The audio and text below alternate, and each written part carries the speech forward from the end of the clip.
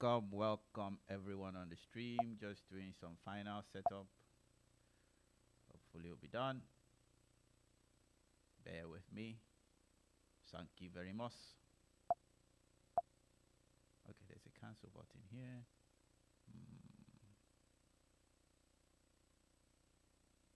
I need to also start recording.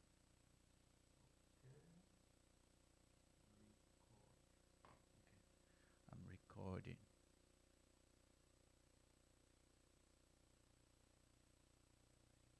Super source. Yes, this is what I wanted. Okay, super source enabled. Source 1 is in. Okay. Source 2 is, what's my camera again? 3? In 3. Okay. Admit Chidi. Welcome! My camera is not catching me well. Okay, this is my super source. What did you say? No, my camera is not catching me well. So I'm trying to put Your video is turned off. You want to see me? Okay. In case you are missing me. I don't know. This thing has a mind of its own. Okay, what do I select? Select this one. Then select Brio. Do you see me now? Yes, I can. I don't know why my Brio just decided to have a mind of. Okay, yes, I know why. This blurring background thing is not working. Google Meet is shit. You need the M1.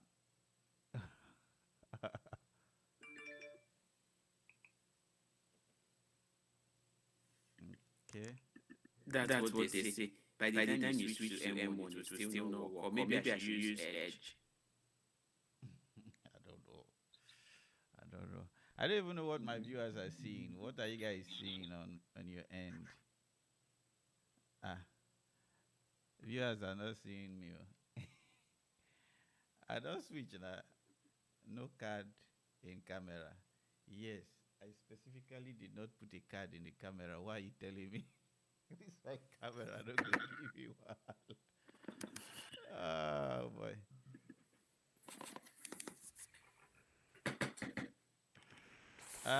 Viewers online, what can you see? Can you even see Chidi?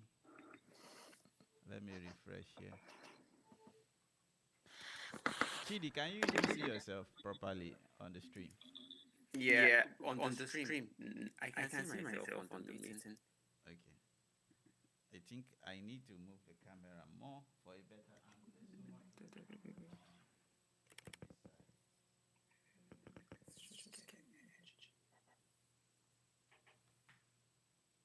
Okay, this should do. This should do very well.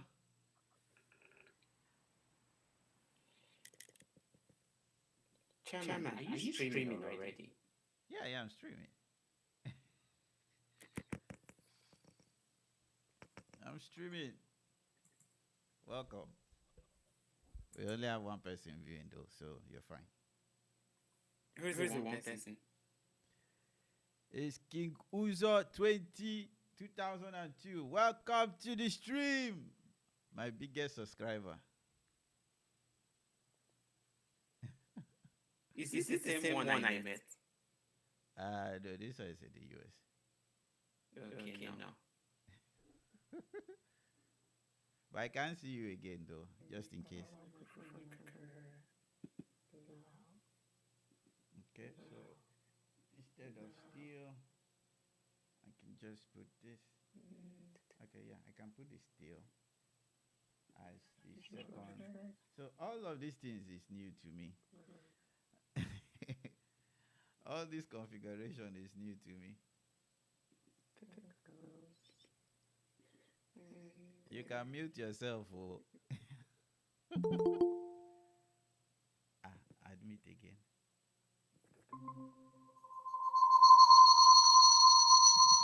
My head.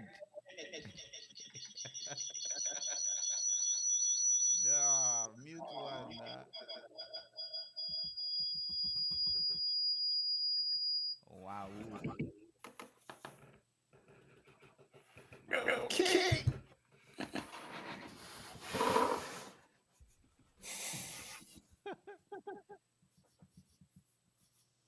Okay.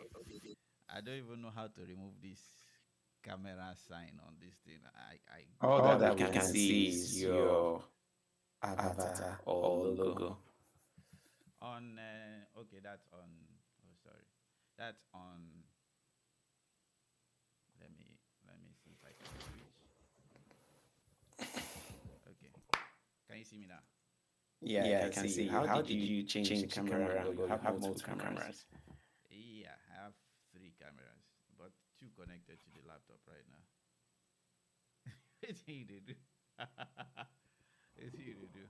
Anyhow, though, welcome. Let me see. Do we have anybody? Is the audio good? People hearing us fine? Uzo, is the audio good? Is my voice loud? Is it good enough?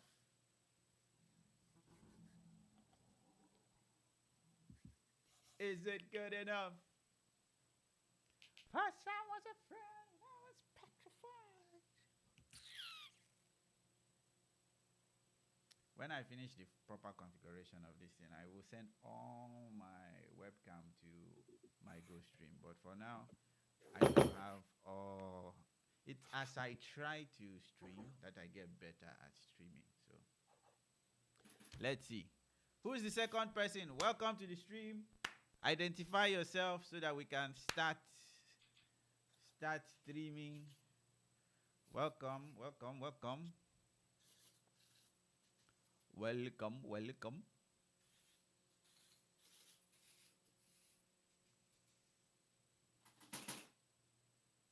Your audio is good, but the other guy has an echo, I think.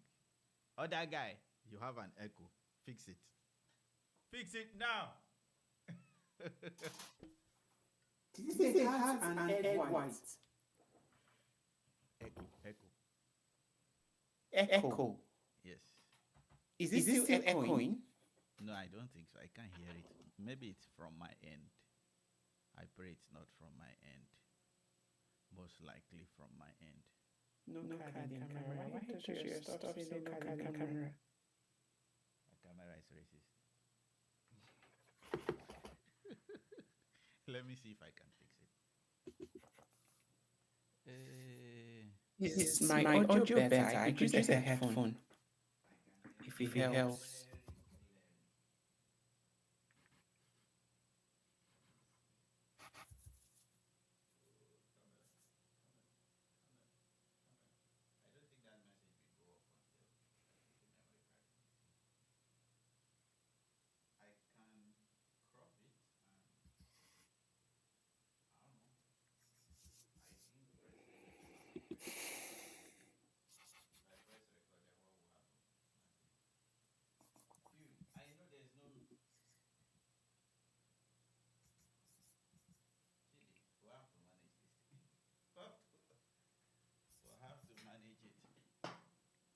Okay.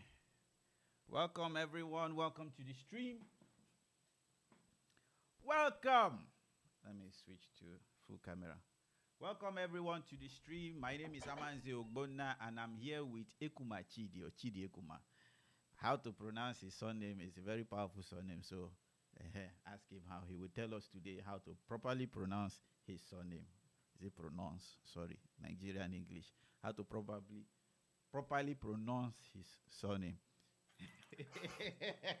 Chidi, don't laugh at me. Well, either ways, we are going to be looking at an article that he wrote. Not necessarily an article, it's a short post.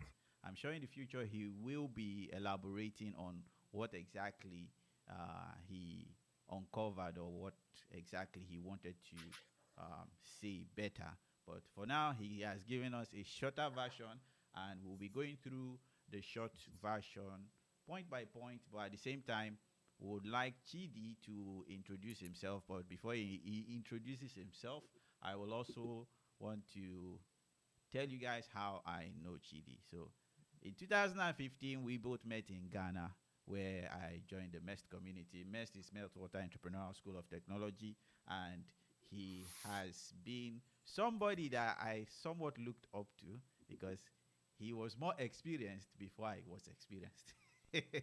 So Chidi has traveled all over Nigeria, consulting for different companies like MTN and UBA, banking industry, telecommunications, software, all the likes. And now he's in the UK. He went to enhance his study and is also exploring the UK market. So hopefully he can do other introductions that I did not touch, so that I won't be like a fake friend. I hope I'm not a fake friend. So Chidi, welcome to the stream. Thank you. Can you introduce yourself, please? You've done all the introduction. There isn't much. There isn't anything left for me to say. At some point, I was wondering, is he going to say, this is the color of the shirt he wears on Mondays and Tuesdays and Fridays? Yeah, welcome. With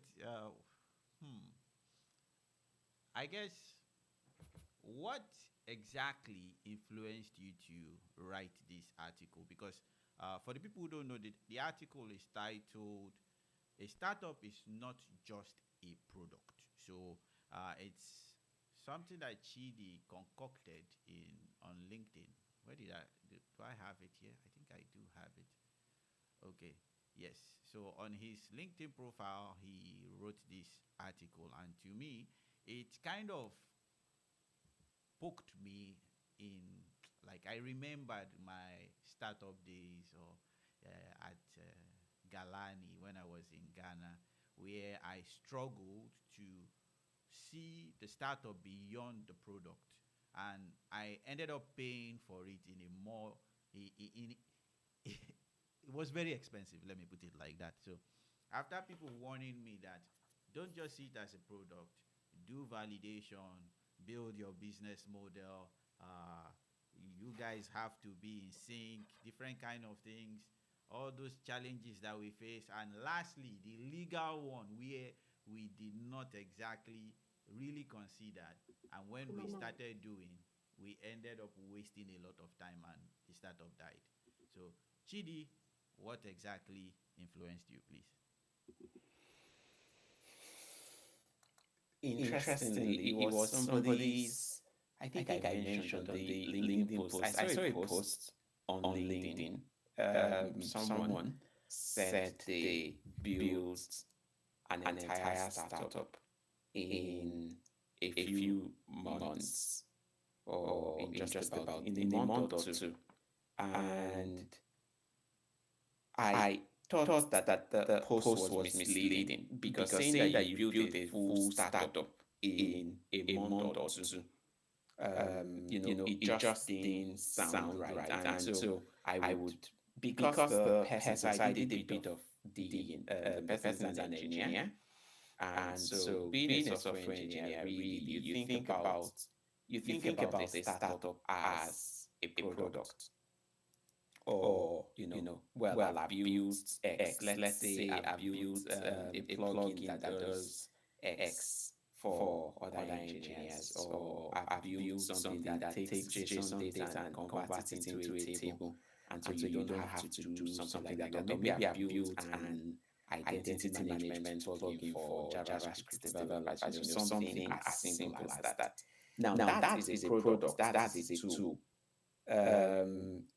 I don't think it's right to call that a startup, because it's a startup means that you are, well, there's a fully thought out business model around that product. There is customer acquisition. Well, there is market acceptance. You've tested, engineers are using this product, or you have other engineers beyond yourself. So if you say you have built a startup, then my understanding is that you've got a product that the market wants, and so that means that there's been some market validation, there's been some customer validation.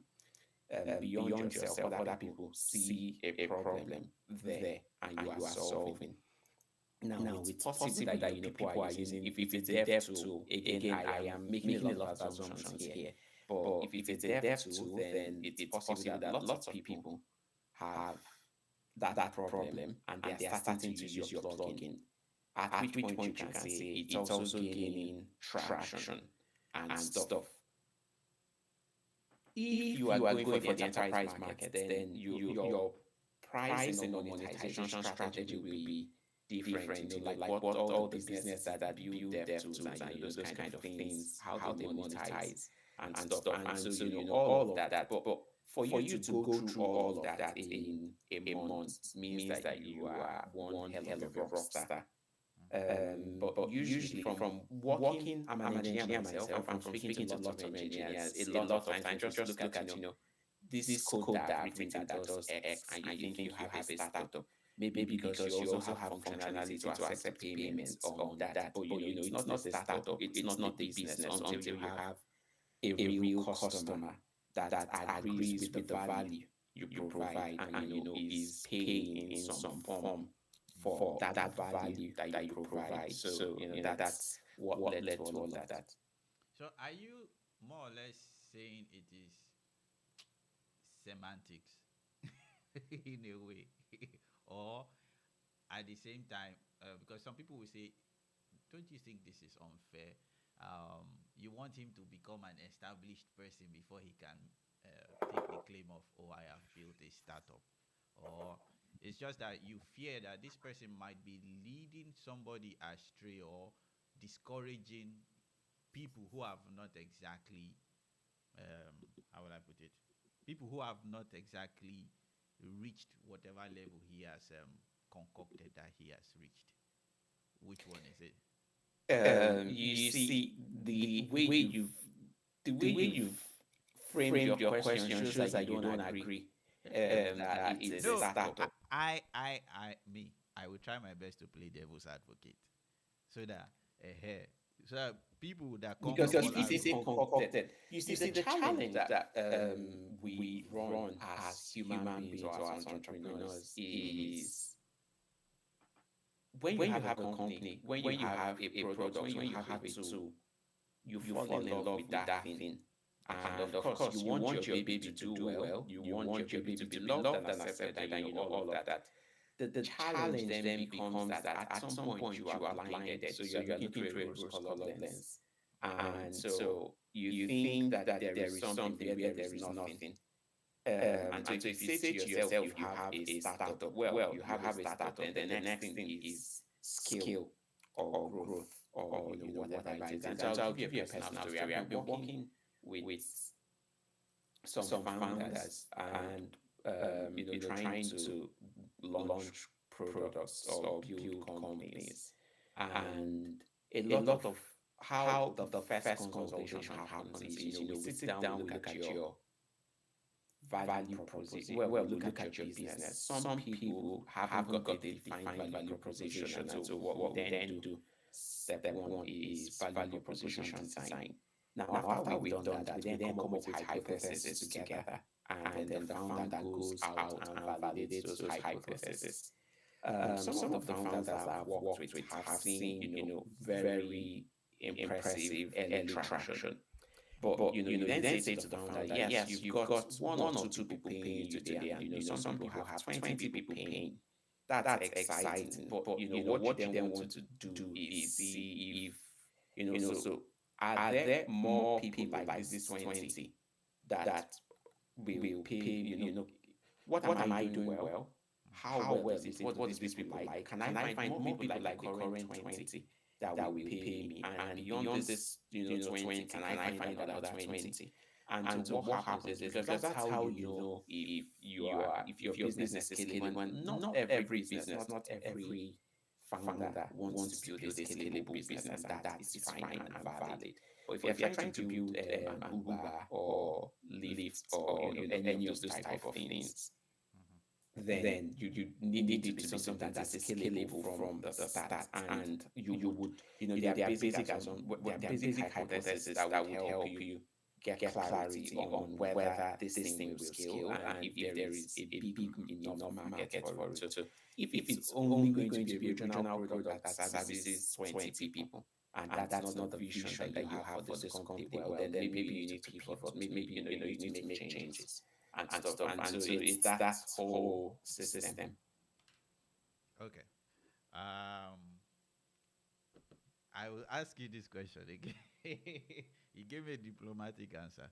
But the aspect of validating the market, to to me, this part is very, very crucial because, like you said, we fall in love with our product or whatever we have, our ideas.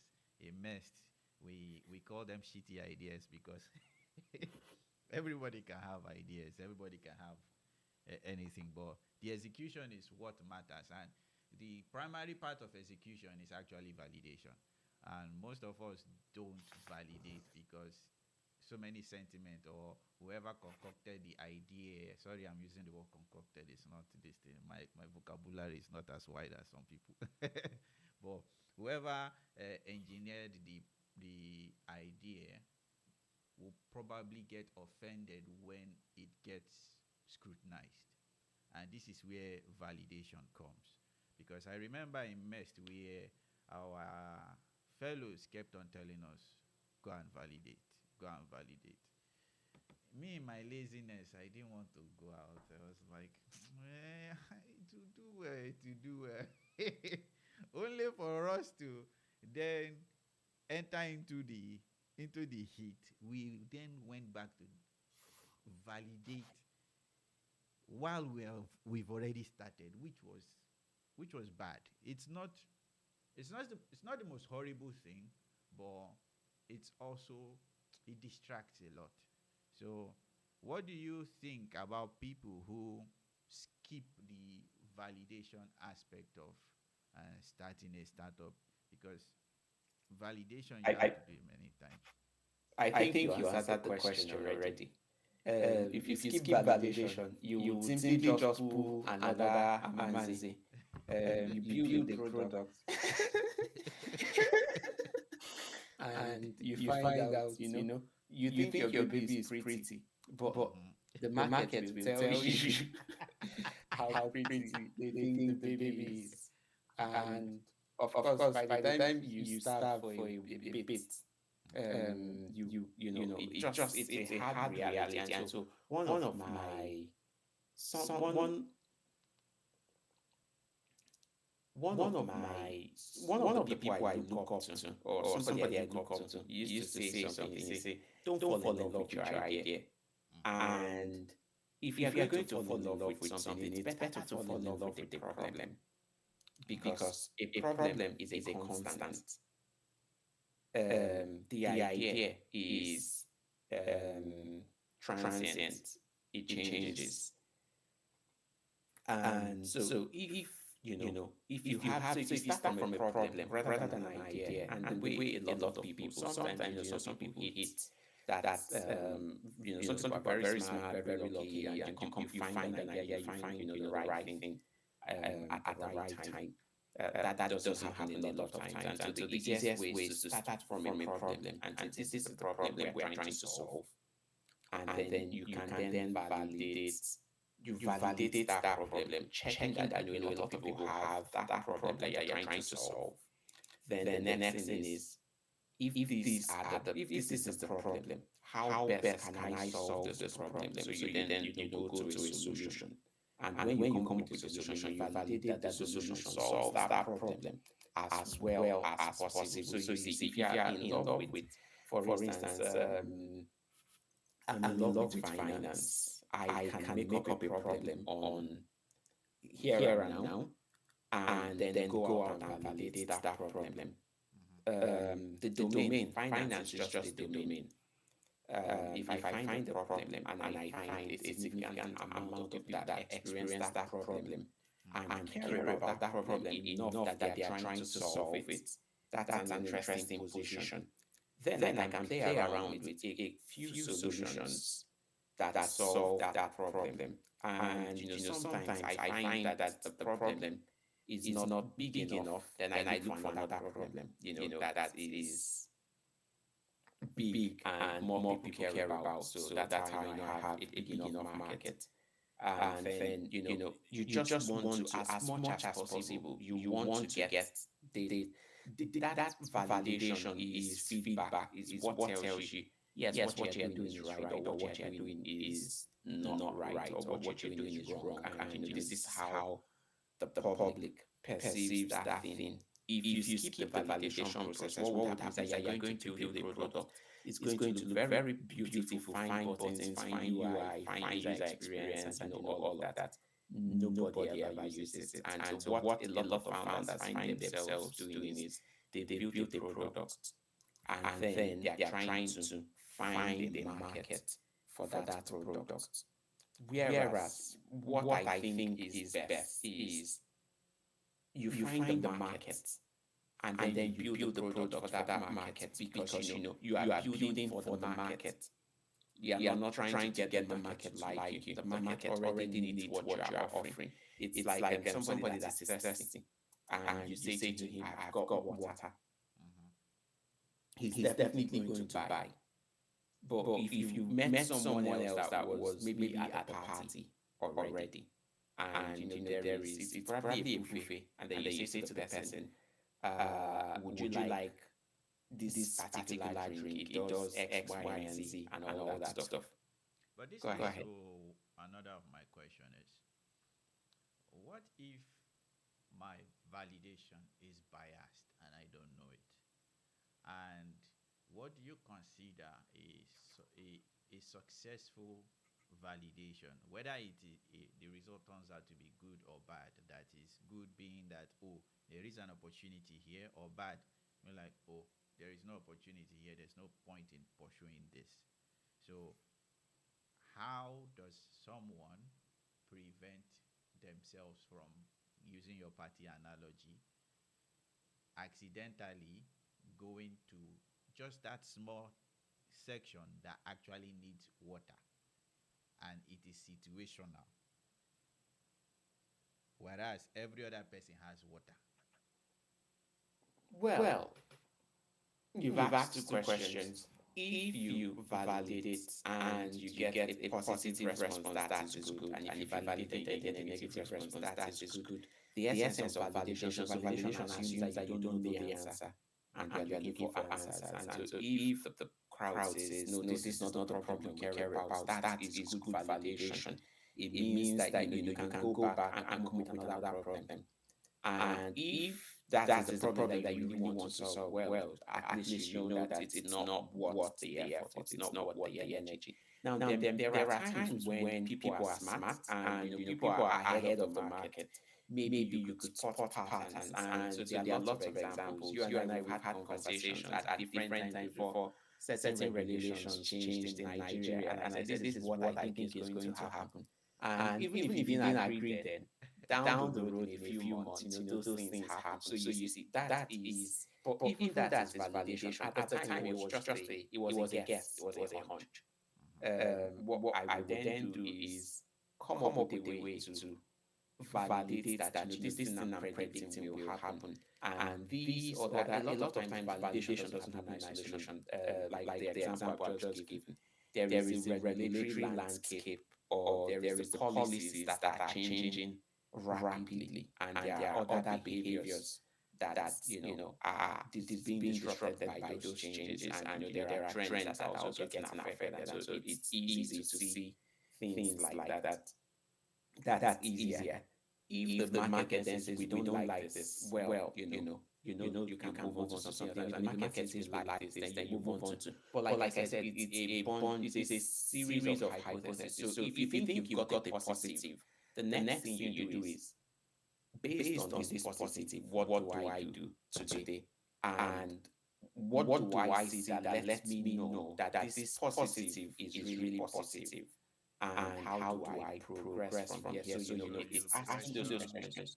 You question your successes in case you validated something and it was successful. You question that, why was it successful again?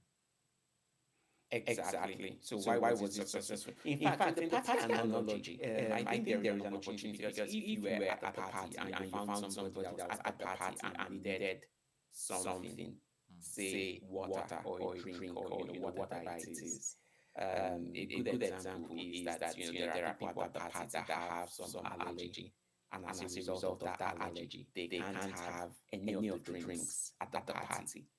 Now that is validation. So while we've identified the problem. People go for parties, and for some reason, the hosts or the organizers haven't factored in their dietary constraints or requirements. At which Nigerian party.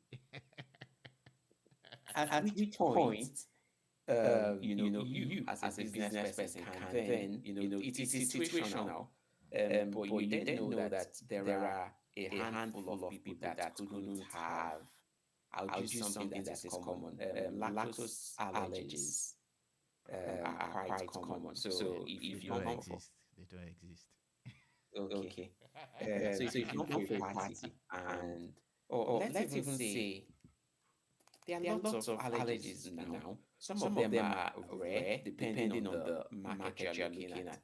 But I would use lactose because it's easy for me to talk about. And so I know. My cousin is lactose intolerant. Don't worry. So if you look at that and you say Nigerian parties, of course, for you to have just lactose in a party is weird. But if you had, let's say it's an ice cream party or something of the sort, and then you can then say, okay, so Nigerian parties, they have ice cream. Nigerian ice cream parties don't consider that lactose allergies for people. The next question then becomes how many, is there any data that says this is the population of Nigerians that are living with a lactose allergy or an intolerance and stuff like that, because that's how you then know there is a huge market. The question then becomes what are the alternatives and what's the value, because if it's a party, then you want everybody to feel included. You want everybody to participate. It's going to be awkward if you have a party and there was a few people on the table that couldn't have any meal at all for the entire party. So you see, again, even in that situation, validation is not. It's just an interesting thing. In this case, we found a good opportunity because you could then work with event planners, party organizers, and all that stuff, and say, this is what we can do to cater for this crowd. Maybe we run surveys, all sorts of things, really. Okay, so my next question, rather, the next section will be building a business model. I don't want to talk too much about business model, but let me leave it to you because you are the guest here. Now you are going to dump all my problems on. So what is a business model and why is it important? Before I can even say I am a startup, or rather we are running a startup here, do I need it? Do you need it? What's a business model? I think that's a harder question to answer.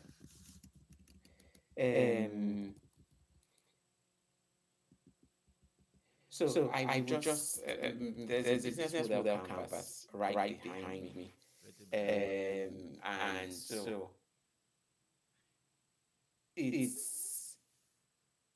I'm trying to answer without using all the jargon. I know you understand it anyways, but a business model essentially just defines how a company creates, delivers, and captures value.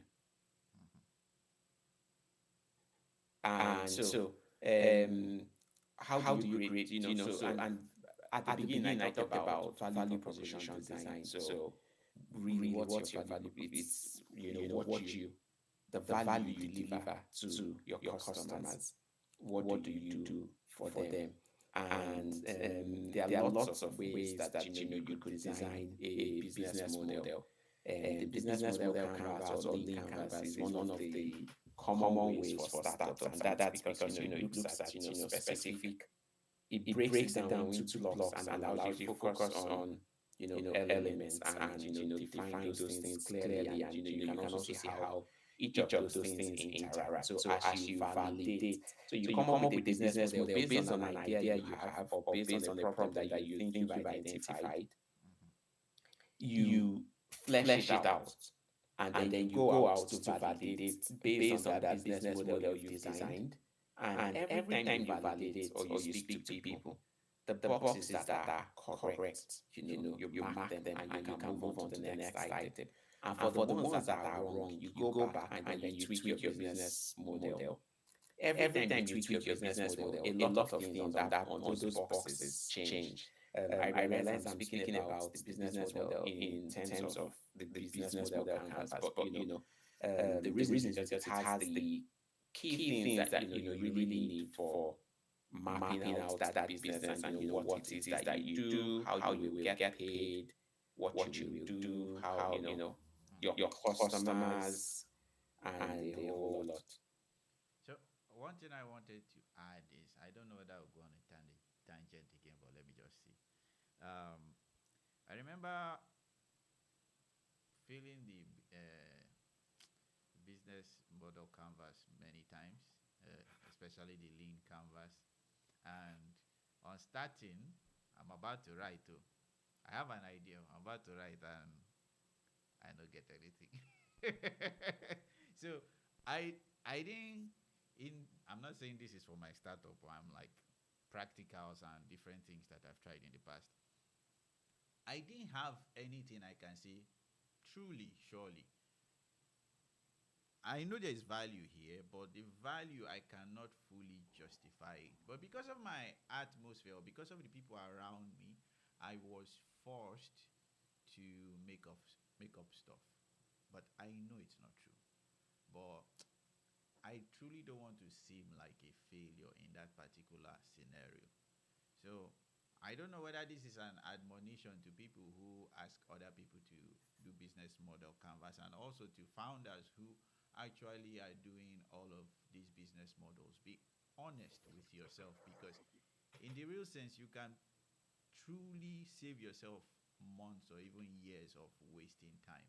Because when you start, I think, to me, a general rule of thumb is, if you can't truly put your value proposition down and go through a business model, you don't have a business.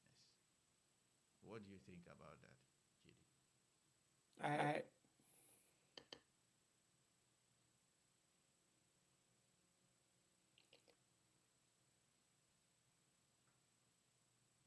On the surface, I agree with you. Okay. But Fundamentally, you do not. Fundamentally, I think because we've gotten into, we are looking at business model and value proposition and stuff, and all of that, those things are jargons. And the reason why I say so is because, working with founders, because most of our audience are Nigerians. Jargons doesn't mean nonsense. Please. I'm sure everybody okay. Anyway, so the what I was going to say is, working with founders, I've realized that not everybody, and some of these people are very smart people, but they don't know what the business model canvas is, and that's because they haven't come across it in the past. They don't know what the lean value proposition canvas is, because they haven't come across it in the past as well. And some of them don't even understand, value proposition. So if I say value proposition design, they don't understand. But I've met founders that don't have a business model canvas, or a clearly defined business model in the business school context. But as you speak to them, you can tell that this person understands what they are doing, what they are trying to do, who their customer is, what problem they are trying to solve, the situations and the jobs that these people are trying to get done, the progress that they desire, all of that is clear to them. And so that's why I say, on the surface, I agree with you, but because you are using terms and stuff, the fact that somebody cannot write down or fill a value proposition canvas doesn't mean that they don't have a value proposition. It is just that they might not have used the tool that you have used. And so that's different. So it's just helping people understand that, look, as long as you can, if you can use these tools, they will make it easier for you. And other people in the industry can understand what you're talking about if you can present it in that template. But if you don't have that, it doesn't mean that you are wrong or that you don't have something. As long as you are not pulling a man's ear, you know that it's a lie, but you have to feel the business model because perhaps he was in a classroom and he was trying to game the system. But if that's not the case, then I think you're still in a good place. Just be clear. This is the customer. This is the value that I deliver. You need to know it. Okay, so we go to the third point. Founding a team. Gang, gang, gang. So, my own rule for founding a team, apart from what they bring to the table, their talents, their strengths, and different kind of thing, is you will say I'm pessimistic, but my own is, can I fight with you? If I cannot fight with you, things will go bad. In short, can I offend you and we can find a way to reconcile and not kill this business, or my way is the highway kind of thing? So talent is important, but to me that social one can deflate all your talent, all your dream, all your whatever. But don't let my statement bias you. So founding a team.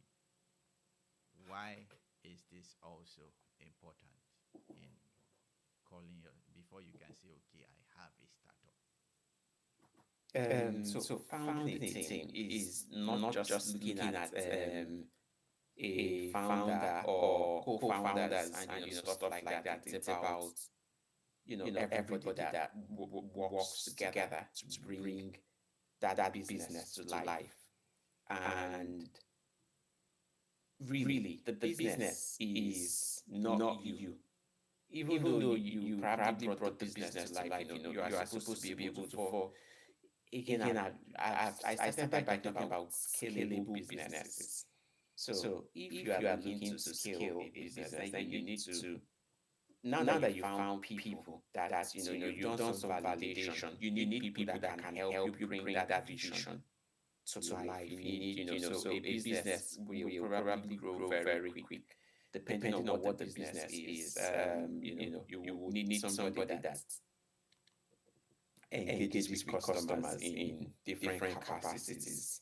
Is it a B2B business or a B2C business? You probably need to work with suppliers. You need to, there is a whole lot that will need to happen. And so for you to get that done, you need people. You need a team that can help you execute on the different aspects of the business.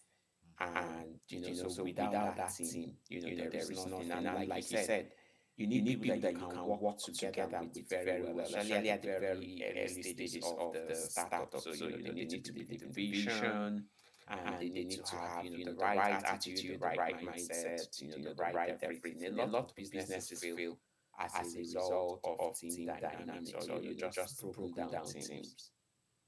Okay. This is for the chat. So whoever is on the chat, if you have any questions, please leave your questions in the chat. I don't know whether anybody will do that, but please, in the chat at the end of the discussion, we'll throw your questions to Chidi. But if the question is for me, please state it that you're asking me. So thank you. We also just answer the questions as they come, if there are any questions.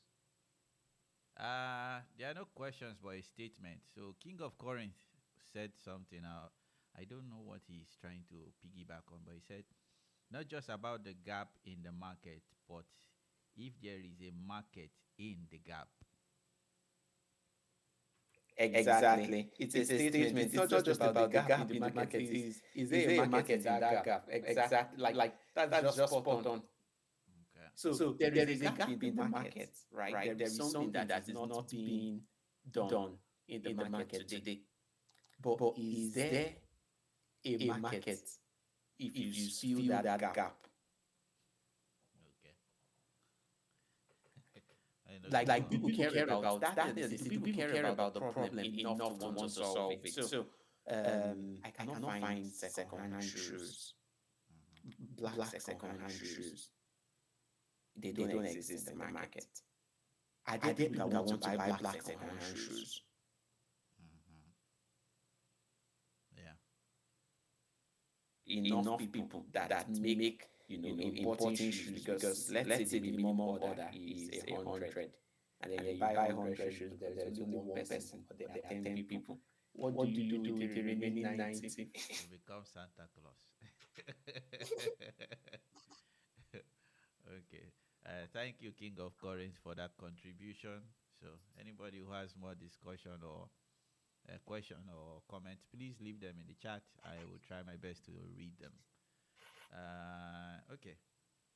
Back to our section. So, navigating challenges. It's almost startup. Some people compare startups to marriage, but I don't think it's fair. They are intense in their own aspect, but one thing that is constant between the two of them is challenges upon challenges. It's almost as if co-founders or even business owners or sometimes advisors, every time they go to sleep and they wake up, there is a new challenge. I remember for Nigeria, there was the Go-Kada guy. I can only imagine that guy before he died, how much stress he went through waking up and seeing different regulation changes, different issue. If it's for like the Facebook guys, okay, they are not startups, I understand, but they are a business. All of a sudden, Congress says you need to track this in pictures. And they are like, we can't track text in pictures for now. We don't have that technology. Do it or we close your business down. All of a sudden, they start hiring, is it OCR engineers? What's that? It's OCR, Nabi? Yeah. Start hiring OCR engineers, start reading data from pictures. As in, so many crazy things that was forced on them, or in the EU here, where they say you have to be GDPR compliant, GDPR compliant, and that small startup that was just finally struggling and got their self now be like, we have to do what again?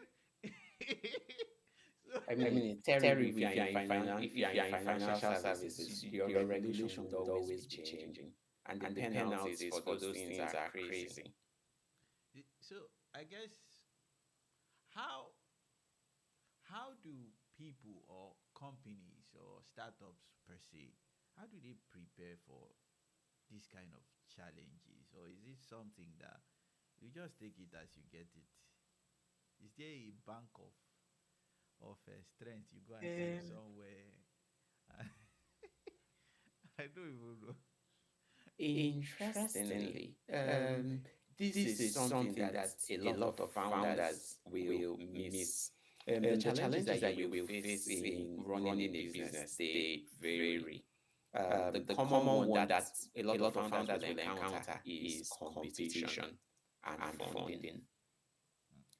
Funding because sometimes you've got a great idea, you've got a great product, you've got interesting customers as well, but you just have to spend some money to get to a level where you've got a roadmap, you've got a projection, there is a break-even point, or there is a point where the company becomes profitable. You need some funds that let you run till you get to that point where you have. So I'll give an example. If it's a tech business, let's say your cost is $500 monthly, or $1,000 monthly, and that 1,000 covers your infrastructure, your servers, and some salary. It's just enough to keep for the founding team to keep body and soul together. You've got a subscription business. You probably bill at $10 a month or $30 a month. If you have a cost of 1,000 and you are charging $10 a month, that means you need 100 paying customers. Let's say today you have 30, but you've validated the market. You've seen that there are people. You know what kind of people you need. You have 30 customers. You say? You said you have 30 customers. Yeah, you have 30 customers. Okay. You have a monthly outgoing of 1,000. You have a subscription fee of $10 a month. So that means you make $300 a month today. but you need 1,000. So if there is a 700 deficit, now you are growing because you validated the market and you validated your customers. You know your customers. You are specifically targeting your customers. You are growing. You are adding, say, 5 new customers every week, or yeah, five customers every week. That means that you've got five. Let's see, 5 times 7, 35. You need at least 100, more than 100 weeks to get to that point where 2 years plus, 2 years. you're looking at a little less than 2 years. So about 18 months for you to get to a point where the customers you have will be able to, make you that 1,000 that you need. Oh boy. That means that you need, some sort of money, some sort of funds to run till for 18 months till you hit that target. At which point, you then have enough customers that bring in the money, so you don't need that.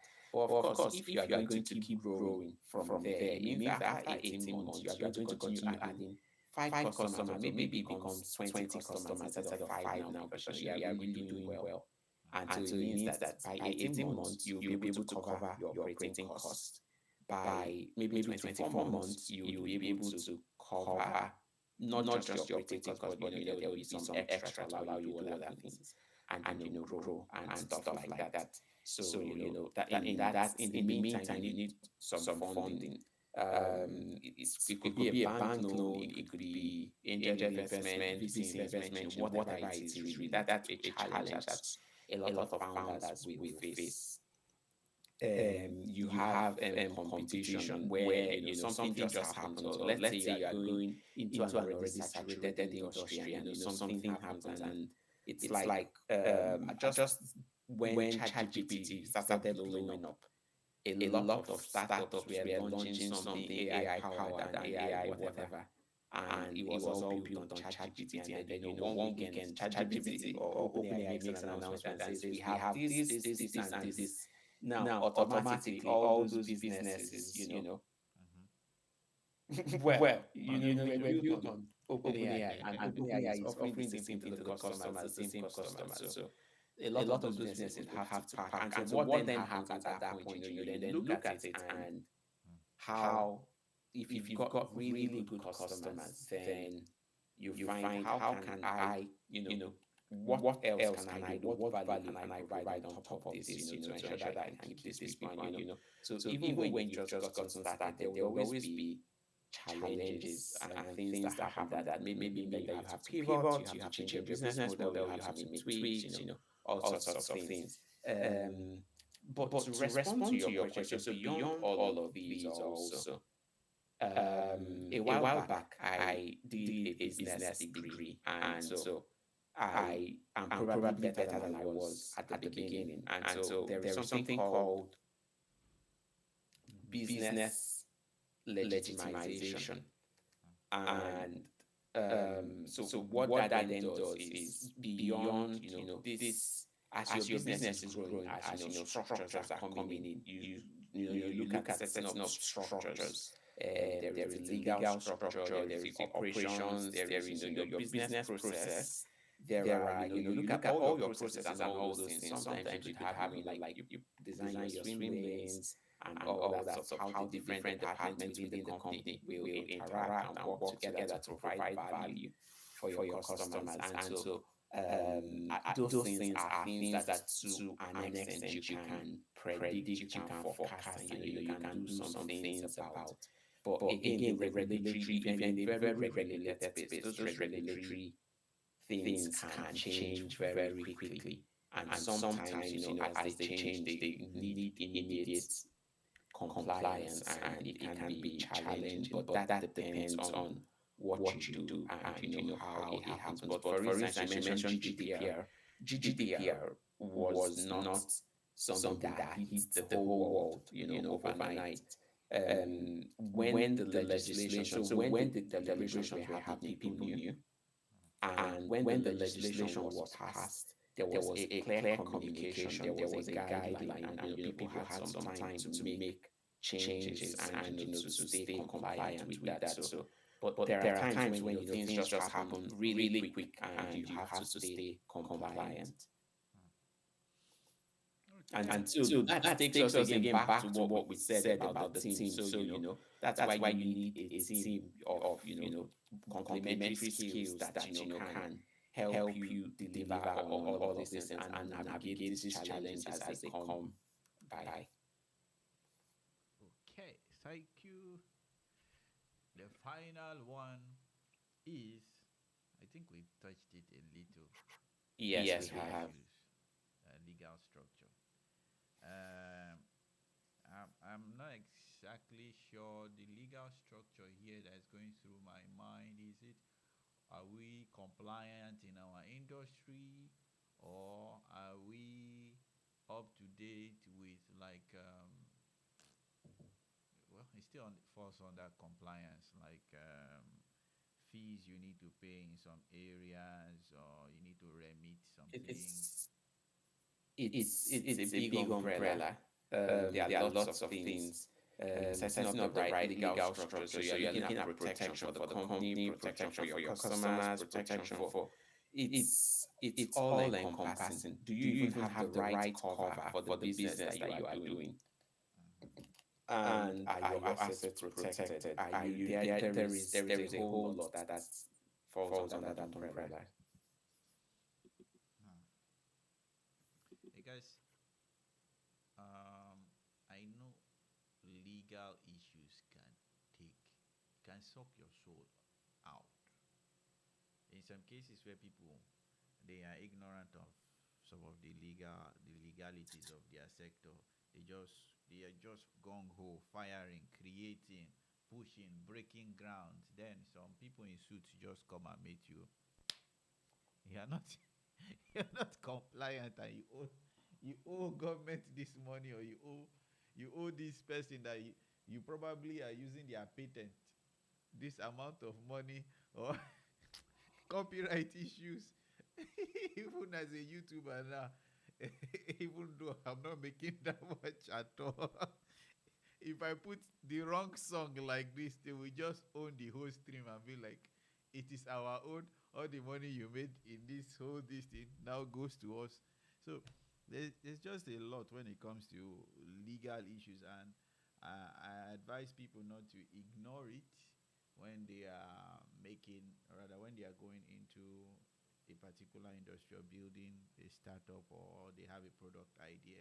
Try as much as possible to speak to industry leaders, or people who can mentor you in that industry that you're about to enter into, because they know what you don't know, and you don't want to discover it the wrong way. So, you have anything to add there, or?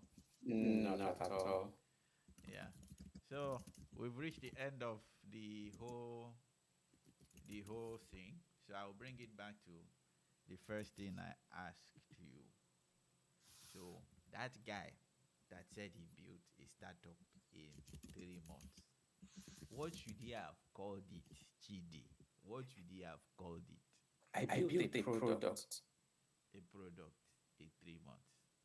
Okay. And it's probably, he probably got it done in less than 3 months. I don't remember exact timeline. I think the LinkedIn article would have had what it was, maybe 2 months or in a few weeks. So again, I'm not saying he couldn't have built a product. I'm just saying, or rather he couldn't have built a startup. I'm just saying that building a startup is nuanced, and you know some of my startup journeys. I've also had some good traction with some things, and then I realized I got an assumption wrong, and then I have to go back. But it's about being true to yourself, and knowing that just because you got some early traction, and early traction could be 1,000 customers, whatever it is, don't mistake the signs. And if you misread the signs, you will pay for it somewhere down the road. So just be mindful of that. Changes how you look at the market and things. Hold on. Let me speak to this guy. You, this guy that said you create startup in 3 months. Listen to Chidi. Listen to Chidi. You built a product, not a startup. So, like saying they watch this stream. Anyhow, though, thank you for joining the stream. It's been chill.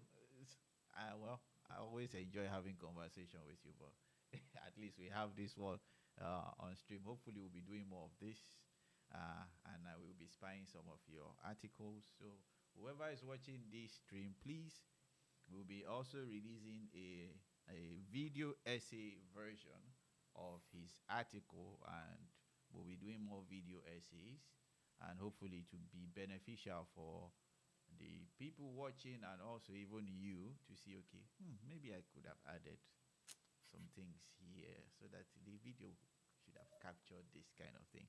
So, but either ways, thank you for joining us. How can people reach you? LinkedIn, Twitter. Okay.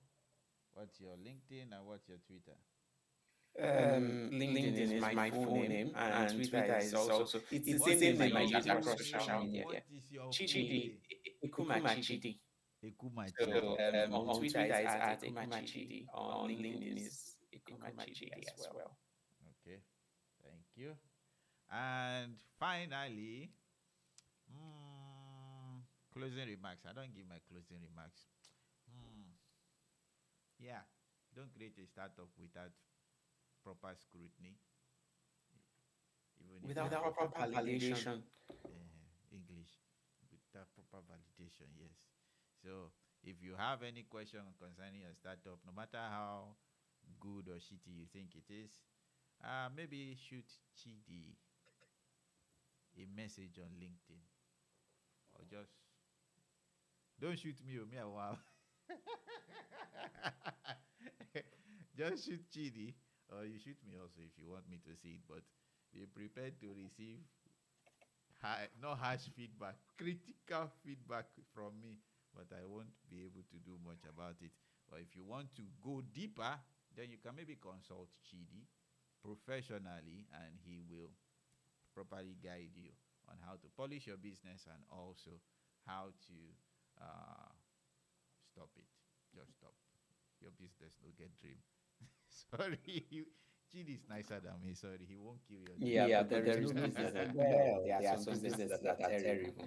With lots of clients, it's just asking the right questions and knowing where to pivot and when to pivot.